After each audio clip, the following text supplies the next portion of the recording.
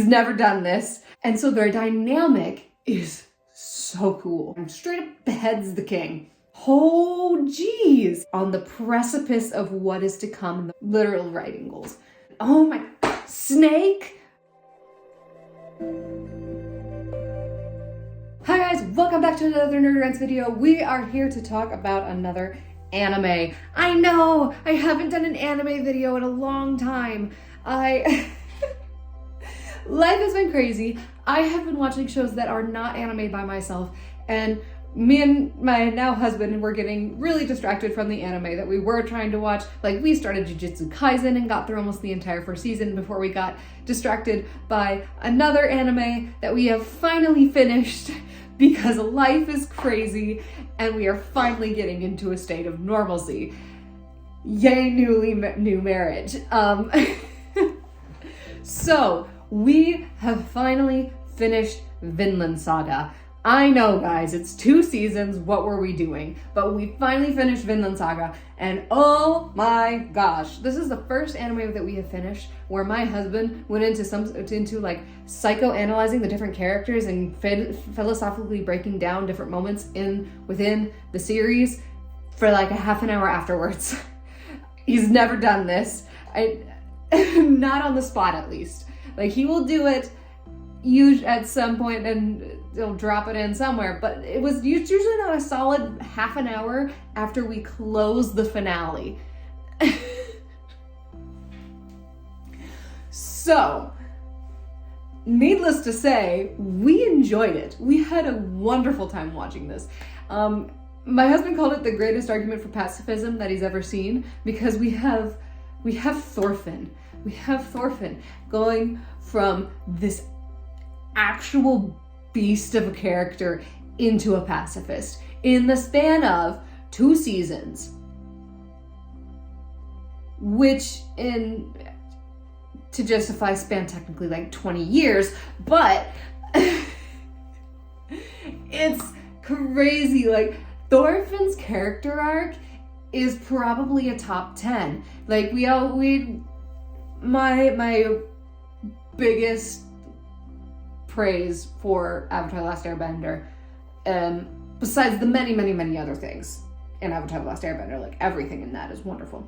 But one of my favorite things is Zuko's character arc and how he progresses through the 3 seasons, and it is probably upheld in by most fans that it is one of the greatest character arcs of all time. Thorfinn rivals him. He is up there in the top 5 character arcs for me with Zuko. Oh man, it's so good. It's so good.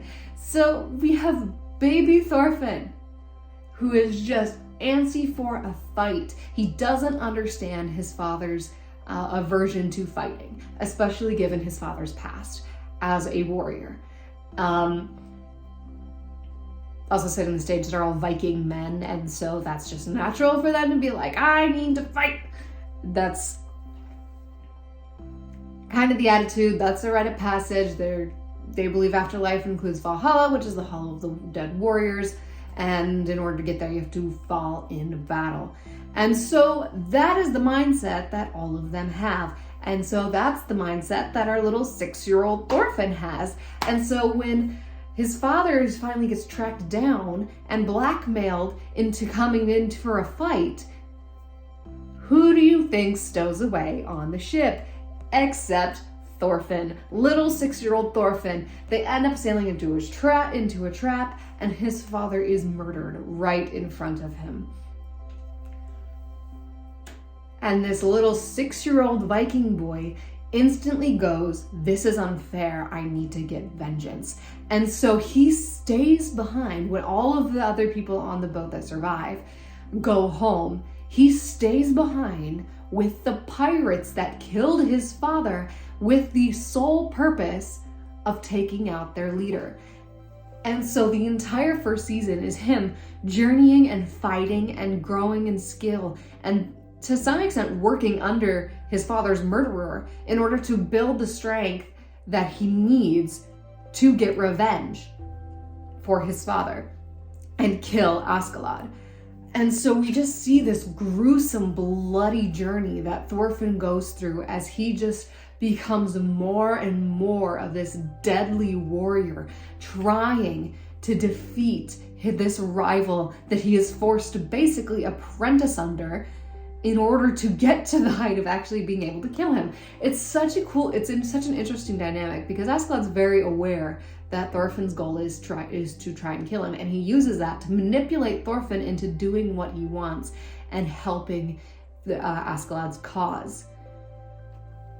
And so their dynamic is so cool, and it just, I love their dynamic. It's so unique, and we just see Thorfinn trying again and again to duel Askeladd in the hopes that this time he can kill him, and every single time he comes up short.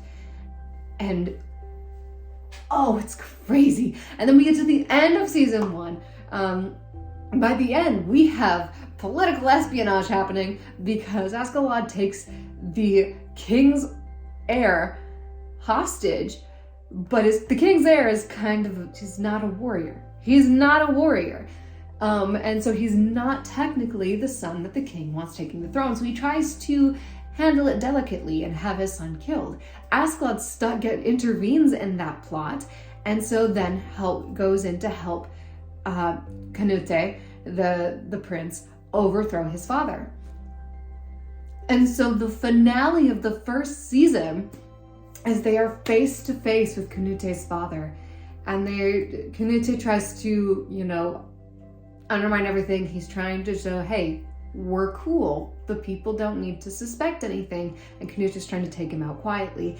But it peaks with Askeladd being like, nope, I have a better way of doing this. Attacks the king outright. Straight up doesn't even attack him. Straight up beheads the king. Outright beheads the king. And starts playing that he's mad so that Canute has to kill him and assume the throne. And so we have Thorfinn, who has been working the last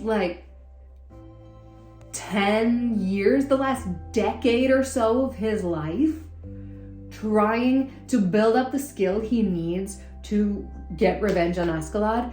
And in a matter of moments, that is in all of the purpose and the motivation that has been driving him forward through all of this darkness for his entire life, is snuffed out in literally a matter of seconds as Canute kills Askeladd.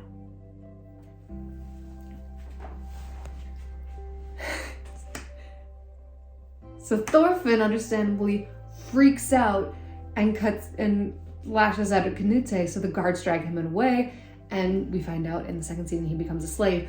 But it's just insane to see all of this build up, and suddenly you see Thorfinn react to Askeladd's just dead. And he wasn't the one to do it.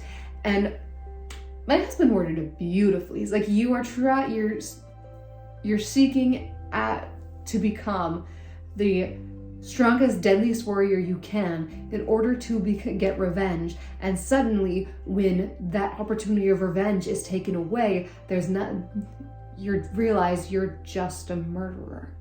That is not how he worded it. I really butchered that. But that's essentially the heart of what he says. You're killing and you're training and you're taking all these lives for a goal. But when that goal is taken away, all of a sudden you're there. And you're sitting there and you're just a murderer.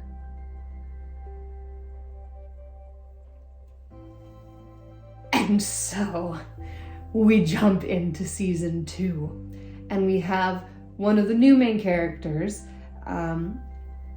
We get his story and how he becomes a slave, and then he gets assigned to the same project as none other than Thorfinn, who has been a slave for a year or something like that. Probably not quite a year, and is just borderline dead inside. And all he wants to do is he just wants to work and mindlessly work and just doesn't know what to do with himself anymore. And then we have Einar come in and become his partner and just slowly come to understand Thorfinn's character and his past. Because Einar's thing is he hates warriors. He hates war because of what it took from him. And so when he eventually finds out Thorfinn was a warrior, and then figuring out together, it's like how weird. This is where Thorfinn is at. He is not the same person he was. And them holding on to that friendship that they have developed. And oh gosh, it's so good. It's slower than the first season, but it's so good because we just have them building this relationship and working through Thorfinn's PTSD and his guilt and shame at everything that he did in his anger, realizing it was all for nothing. It's such a character development heavy season, and it's so good. And we get to the end, and all of a sudden all the blood and all the violence and all of this is coming back to haunt Einar and Thorfinn through Arnheid, their other friend's husband. And then they have to deal with that and how and then when Knute comes for Ketil's farm because he needs money. He thinks he needs money in order to build this utopia. And oh my gosh. Thorfinn and Knute kind of have opposite arcs because Knute goes from a pacifist and not wanting to fight to becoming this violent man who is doing whatever he can to create what he believes will be a utopia through whatever means, however violent or bloody that takes. And then we have Thorfinn, who starts out doing whatever it takes, however bloody or gory, to get revenge, and then becoming a pacifist and a man who will not lift a finger even to protect himself. And the opposing parallels of their characters are so good. So good.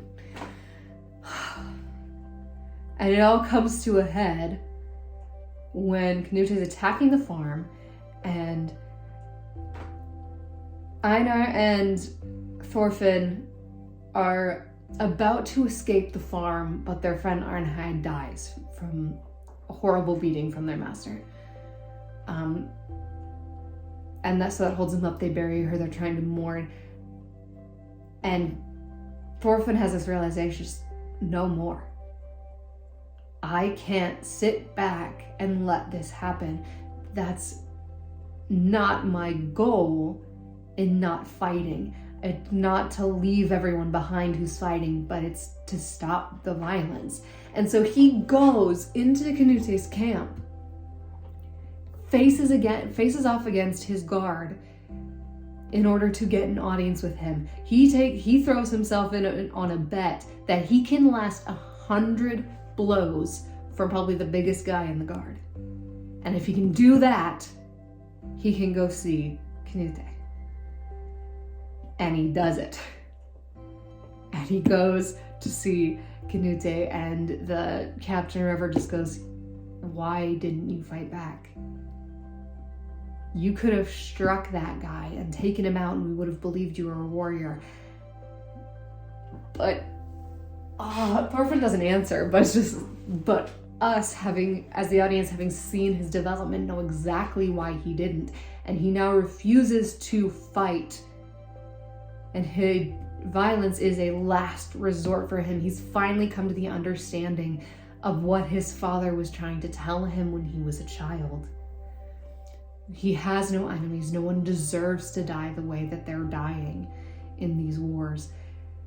And it's so cool. And then we have him and Knute having this face-off negotiation, and they're going back and forth talking about their stuff. And Knute comes to a head and goes, kill me. That's the only way you're going to stop me, is if you kill me. And Thorfinn refuses and says, fine.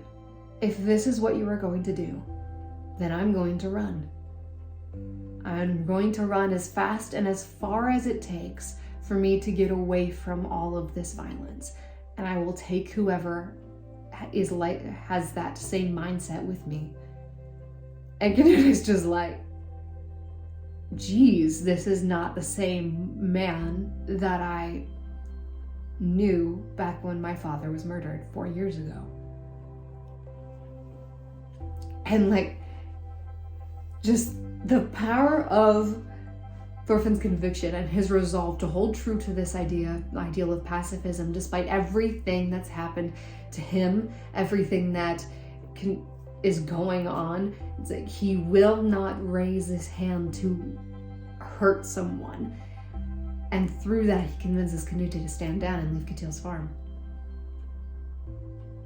And like, the whole display inspires Canute to start like lightening his hand and pulling troops back from his conquered territories and become a better king and a better leader who trusts his people instead of ruling through fear and the constant presence of soldiers.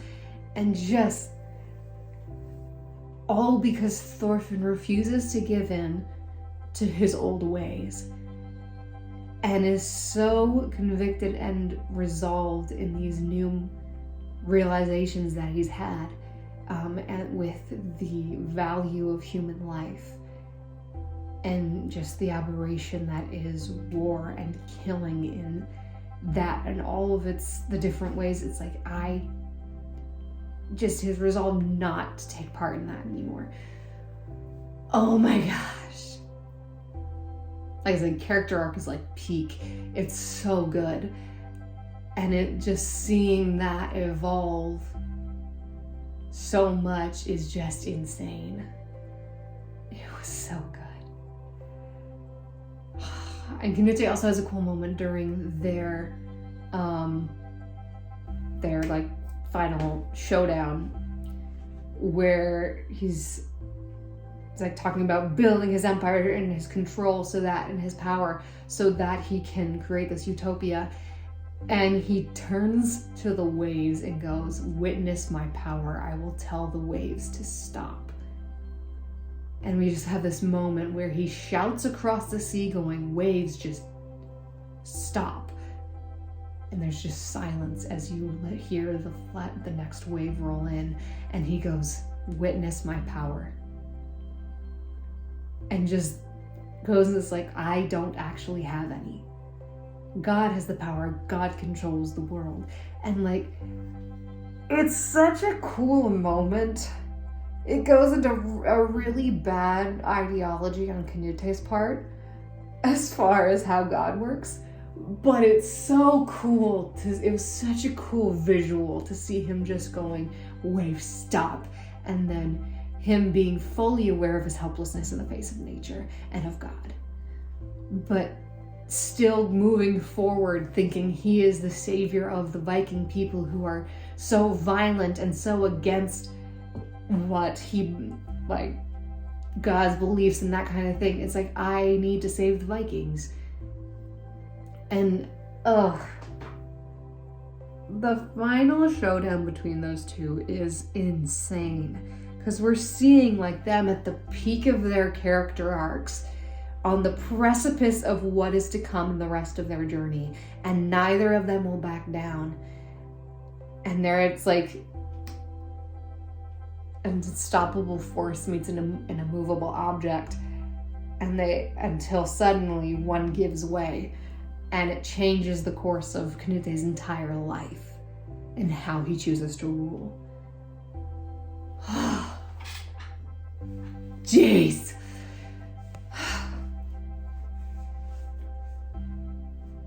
Whoever writes anime and mangas or whatever, like, jeez Louise.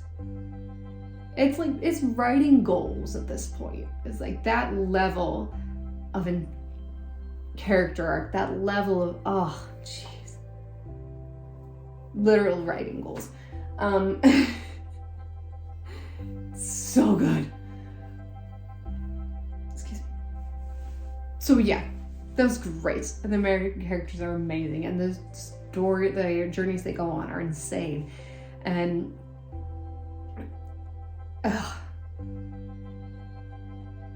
so good. Even like Leif Erikson is a family friend of Thorfinn. And oh my gosh, the journey he takes to finding Thorfinn, the real Thorfinn, is insane. Like, we don't get to see most of it.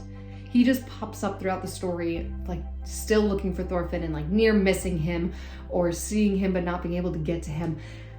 His determination and his will to never give up on Thorfinn is insane, and it's amazing. And you're like, this man cares so deeply for Thorfinn, like in a father-son way, in my opinion. Like, he's searching for Thorfinn as if Thorfinn were his own son, and it's Leif is so good. Leif is such a good character. And we even have like an off-screen, like, we know he's finding different people who are not the right Thorfinn, and one of them becomes his adopted son, and it's so good. So good. They call him Bug Eyes, or Thorfinn does at one point. I don't actually remember his real name because he's very much a side character, but like the moments he has are still so good, and it's so good. I had so much fun with the series. It was amazing. All of the character work was so good, because in the end, that is the driving force of the entire plot of this story. Like, there's not a huge plot. There's climaxes, and you realize a lot of stuff was like leading to this climax, but there's not a heavy-handed plot happening. It's just characters living their lives, and the choices that they make lead to this big climactic moment, and it's so good. It's so good. And so now the manga is on my list of things to read, because I discovered through like fan art that pops up on my Pinterest and whatever else that it does go beyond season 2. But jeez, it's so good. I really, really, really enjoyed this series, and as long as it took us to get through it, it was so good. And to see how all the characters develop, you know, how they change, and oh my, Snake! I'm blanking on his real name. He said it in the last episode, but I'm blanking on Snake's name. Snake was so good. I love Snake's character because he's a warrior. Like, he will fight, and he's just very skilled, and he cares for people but refuses to admit it. Like the old master cares for him deeply but will not admit it for the life of him. Is fiercely loyal to his men, and does not want, in the end, like, he doesn't want more bloodshed that can be avoided. Like, he is fully aware that they are outmatched at the end against Canute's soldiers, and he tries to convince the Catil's family to stand down because they will lose everything. Everyone will die. They don't listen. Pretty much their entire army dies, and then it comes down, like, Catil is injured, and it comes down to his son. Oh my gosh, Ullman and Thorgil. Ullman and Thorgil. They are complete opposites. One is a warrior through and through, was an ex-member of the King's Guard because he was a King's Guard, and then he betrayed him to help his brother. And then his brother is not. His brother thinks he can be this big warrior, thinks he's bigger than he is, and then he finally kills a man, his first kill, and he realizes, this is not what I want. This is not who I am. And they're just two opposite characters in their build, in their personality. And I think the build is really just to show the difference between the two of them. Thorgil is massive and muscular and just very imposing looking. And Ullman is tiny, and he is scrawny, and he can't even cut through a pig when he asks the king to be part of his guard. And just visually the difference between them, and then as you see like personality and motivation and ideals, the difference between the two of them. And so the decision of do we fight or do we run comes down to Ullman, because he is named Catil's heir, since Thorgil was off as a member of the King's Guard. And Ullman chooses to surrender. He's like, no, the fighting has to stop. We can't do this. He walks into the camp to see all of the injured, all of the dying, and he goes, this is awful. We can't do this anymore. We will all die, and I cannot let that happen. And he chooses to surrender. And all of the rest of his family, except his grandpa, we love Old Master, he's wonderful, and he's just, I just want to work the earth and have my farm man, and that is his character, and he's a wonderful man. So the rest of his family is all arguing with him, going, we can't do this, we can't stand down. That is not the Norseman way. Like, we need to fight for what's ours. We can't lose all of this, our wealth and our land and our slaves and all of that. And everyone goes, no, mock me if you want. I'm going to do this. We got into this mess because I didn't have the strength to look the other way when I was being mocked. But I will have that courage now. Mock me if you want. I'm going to surrender. And it's so good. His arc from being unable to take a snide word from a man, which gets them into this mess, to I will fix this. And you can mock me if you want. I do not care. And it's so good. And then as he's walking out, Snake volunteers to go with him and goes, I will not mock you, sir.